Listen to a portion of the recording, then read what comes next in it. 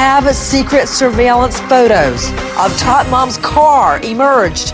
And do they pinpoint the time little Keely's body may have been removed from Tot Mom's car trunk turned coffin? I'll take this as far as I need to prove my innocence, which I guess is my point in all of this. What do you say? You'll take it as far as you need to prove your innocence?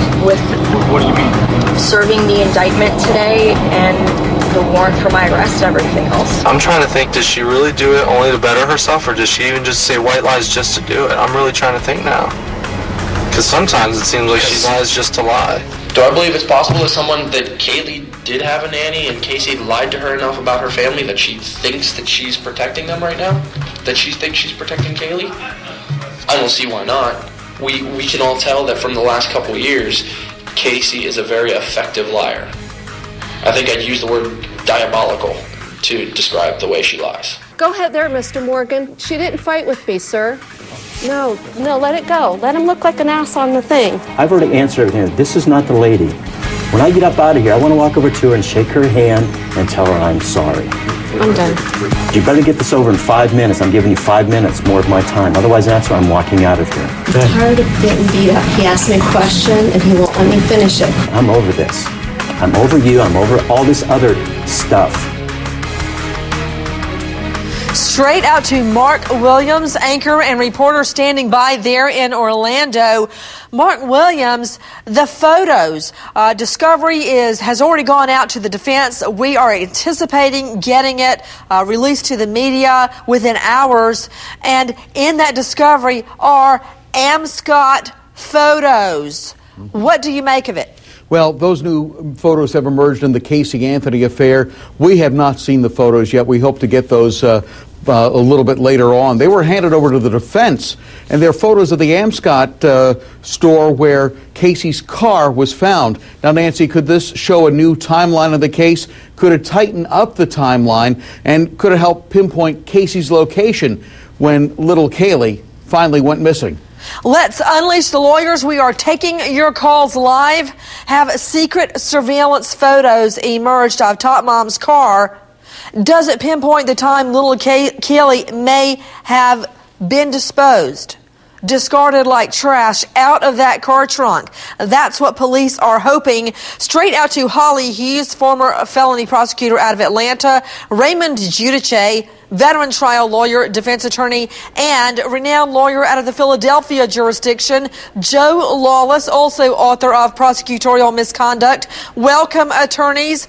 Give me your best shot. Holly Hughes, the police evidence suggests that due to cell phone pinging, she went round and round all over the place before she finally dumps that car at an Amscott. In the car, it's chock full of personal items, begging, steal me, take me, I'm a car, I'm dumped here, I'm abandoned at the Amscott. Is she trying to pin the murder on a would-be car thief?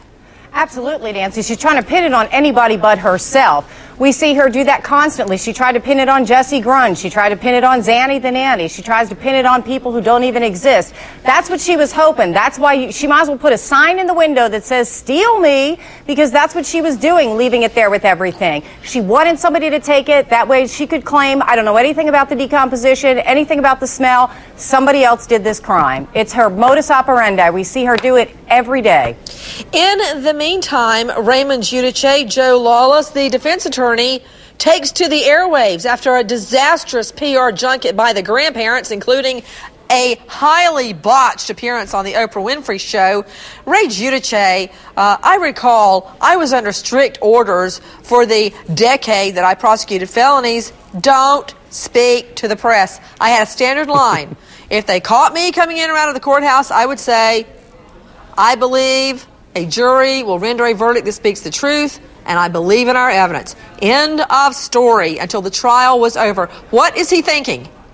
Listen, it's just one more step in bad, big case management. If you're going to say anything, it should be the script that you gave, or, as I think he made a big mistake yesterday, for him to try to shoot from the hip to rebut the scientific evidence when he has a known national expert, Ms. Bodden, on his criminal defense team that will be in a much better position to start responding. Look at what we're showing right now, Lawless and Giudice. He's apologizing in this interview on camera, stating, I'm sorry I haven't emoted like I care about the case. Now, I think he was confronted about why he hasn't been emotional whatsoever regarding the case. Now, his response seems very, very removed, Joe Lawless. This is a death penalty case at this point. The idea that somebody's going on TV and giving interviews where their client's life is at stake boggles my mind. If you're going to talk to the press, you do it in a way that's short, that's precise, and that serves a purpose you need to represent your client. You don't go down in the middle of the night, open your refrigerator door, a light goes on, and you give a 15-minute interview. This is insanity. It's playing with someone's life. Also, he says he does not believe in the death penalty, that it doesn't work. To Dudley Sharp, founder of Justice Matters, does the death penalty work, Mr. Sharp? Well, of course, it works like any other sentence does in the respect that once the person is executed, they're dead, and that's the intent of the death penalty. I'm presuming what he's talking about is whether or not it deters or not. And for those of us who find that negative consequences deter people, we know that the death penalty deters, and we have 16 recent studies to back that up.